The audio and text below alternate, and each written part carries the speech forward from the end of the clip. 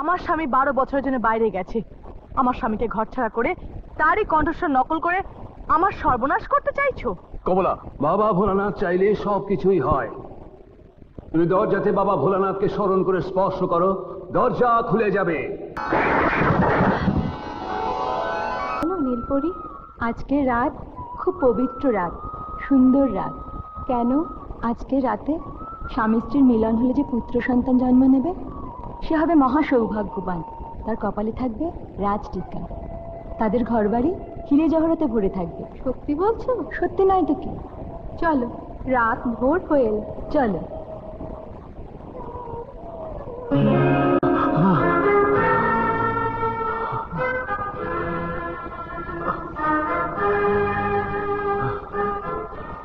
আমি একটি স্বপ্ন দেখলাম, ঘুমের মধ্যে দুই পরী এসে কি সব বলে গেল।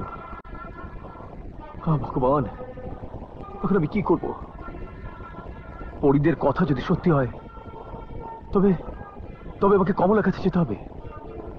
কিন্তু এত দূরের পথ আমি এক রাতের মধ্যে কি করে যাই? একমাত্র ভোলা বাবা পারে আমার মনের বাসনা পূর্ণ করতে। ভোলা বাবা, ভোলা বাবা, তুমি আমার মনের বাসনা পূর্ণ করো। জয় বাবা ভোলানাথ, জয় বাবা ভোলানাথ। তান্ত্রিক বাবা, বলো, কেন আমাকে স্মরণ করেছো কাঞ্চন কুমার? বাবা, আজকের রাতটা খুব শুভ আর পবিত্র। স্বপ্নের মধ্যে আমি দেখলাম দুই পরী এসে আমাকে বলে গেল যে আজকের রাতে স্বামী স্ত্রীর মিলন হলে যে সন্তান হবে সে নাকি মহাভাগ্যবান সন্তান হবে। হ্যাঁ বৎস, তুমি যা শুনেছ তা সত্য। আর সেই ভাগ্যবান সন্তান তোমার ঘরেই জন্ম নেবে। তা কি করে সম্ভব? 1 বছরের পথ 1 রাতের মধ্যে আমি কি করে কমলার কাছে কি পৌঁছবো? ভক্তের মনোবাসনা অবশ্যই আমি পূরণ করব। আমি আমার শিষ্য রতন হংসকে ডেকে নিচ্ছি, সেই তোমাকে কমলার কাছে পৌঁছে দেবে। কোথায় আছো আমার শিষ্য রতন হংস? তুমি এই মুহূর্তে আমার সামনে এসে উপস্থিত হও।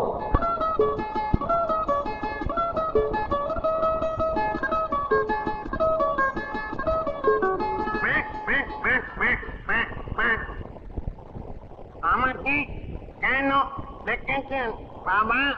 ভক্ত রতন হংস, তুমি কাঞ্চন কুমারকে তোমার পিঠে চাপিয়ে তার মহলে যাবে, আর সেই জন্য তোমায় 9 দণ্ড সময় দেয়া হলো। 3 দণ্ড যেতে, 3 দণ্ড ফিরে আসতে, আর বাকি 3 দণ্ড কুমার তার স্ত্রীর সঙ্গে কাটাবে। কিন্তু সাবধান, আমার কথা অমান্য করলে কিংবা সময় বেশি নষ্ট করলে তুমি পুড়ে ছাই হয়ে যাবে। মনে থাকে যেন, সময় মাত্র 9 দণ্ড।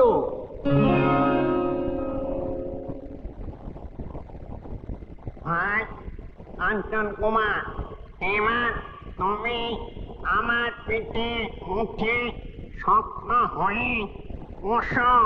সাবধান, আমি না বললে নামার চেষ্টা করবে না।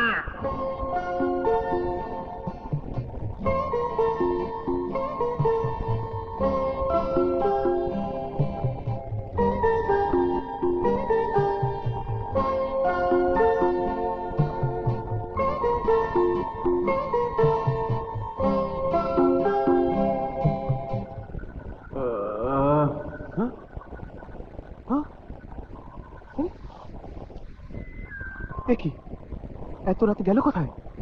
বাইরে যাব, খুঁজে দেখবো? না বাবা, কাজ নেই, গভীর জঙ্গল, যদি ভূত প্রেত আমাকে ধরে বসে। ও বন্ধু, বন্ধু গো, তুমি আমায় গেলে কোথায় গেলে গো? বল না।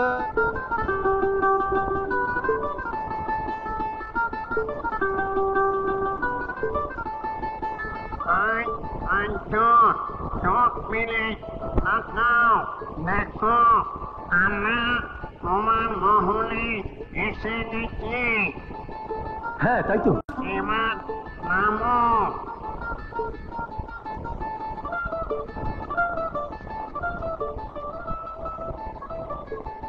তোমার স্ত্রীর সঙ্গে দেখা করে এসো। আচ্ছা ভাই, তুমি এখানে অপেক্ষা করো, আমি এক্ষুনি আসছি।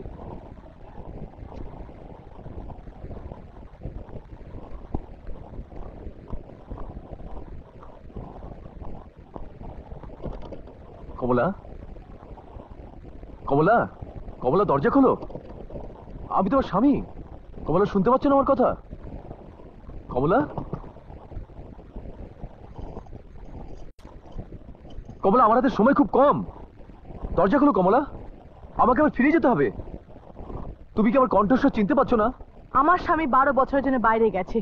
আমার স্বামীকে ঘরছাড়া করে তারই কণ্ঠস্বর নকল করে আমার সর্বনাশ করতে চাইছো? কমলা, কমলা, তুমি যদি আমাকে বিশ্বাস করে দরজা না খোলো তাহলে কিন্তু আমি দরজা ভেঙে ফেলবো কমলা। তাহলে আমিও আমার তরবারি দিয়ে তোমার মস্তক দ্বিখণ্ডিত করব।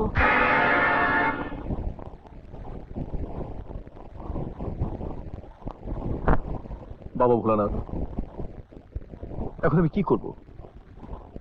কমলা যে আমাকে বিশ্বাস করে দরজা খুলছে না। জয় বাবা ভোলানাথ। আপনি? তোমার সব কথাই শুনেছি। বাবা ভোলানাথ চাইলে সব কিছুই হয়। তুমি দরজাতে বাবা ভোলানাথকে স্মরণ করে স্পর্শ করো, দরজা খুলে যাবে।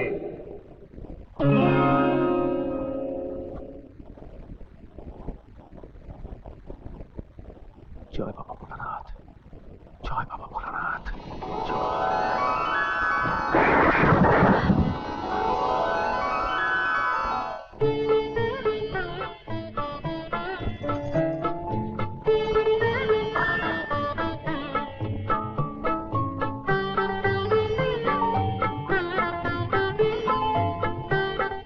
কুমার, কমলা, তুমি আমাকে ক্ষমা করো কুমার। আমি তোমাকে অবিশ্বাস করেছি। তোমার কোনো দোষ নেই কমলা। তুমি যা করেছো এক সতীসাধ্যী স্ত্রীর কাজই করেছো। কুমার, কমলা, আমার হাতের সময় খুব কম। একটু পরে ফিরে যেতে হবে। তোমাকে আজ আমি কাছে পেতে চাই। এসো, এসো।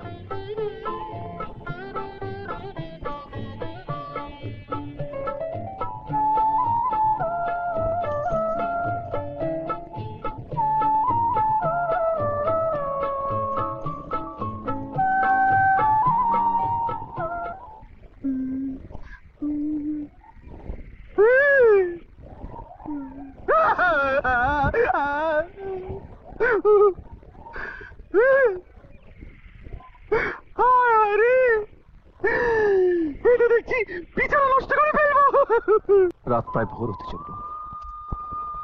এবার যে আমাকে যেতে হবে কমলা। তোমাকে ছাড়তে ইচ্ছে করছে না কুমার। কুমার, তুমি চলে এসো, সময় শেষ। আমাকে আমার পৌঁছাতে হবে।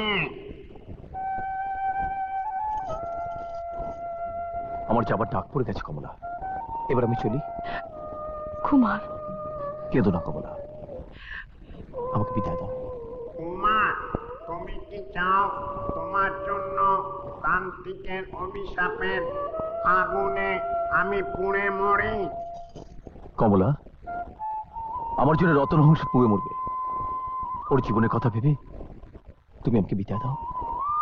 বেশ, আমি তোমায় আর বাধা দেবো না। যাও।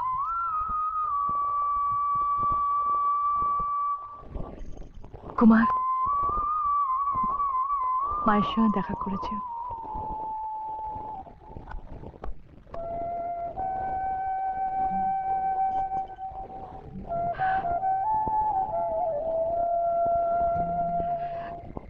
ভাই রতনহংস, তুমি আরেকটু অপেক্ষা করো। আমি মায়ের সঙ্গে দেখা করে আসছি। না ভাই কাঞ্চন, তিল মাত্র দেরি করার উপায় নেই। তুমি সেদিনই আমার পিঠে এসে বসো।